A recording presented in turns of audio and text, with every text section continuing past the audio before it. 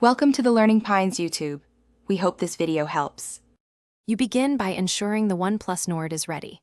Charge it above 50% and join a stable Wi-Fi network so the download won't fail. Once done, back up your important data to cloud or a PC because updates can wipe data when things go awry. Make room by clearing apps or media. You want 5 to 10 gigabytes free.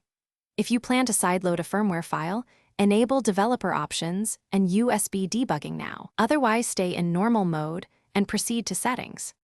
You navigate to Settings, then System Updates to search for the Android 13 OTA. If available, tap Download and let it complete. Avoid interruptions by keeping Wi-Fi and power connected. Once the package finishes, choose Install Now or schedule it for later. The installer will verify the package and then reboot into recovery to apply the update. During this phase, the phone will show progress, so do not press buttons or disconnect. Let it finish and reboot to the lock screen.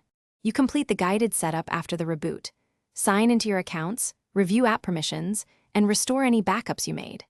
Make sure Android 13 is listed in settings about phone and test core functions like calls, camera, and Wi-Fi. If the update fails or the phone gets stuck in boot loop, reboot into recovery and wipe cache first. If that doesn't help, apply the update from a local firmware file or perform a factory reset as a last resort. Keep backups handy to recover data. Thanks for watching. Consider subscribing if we helped you.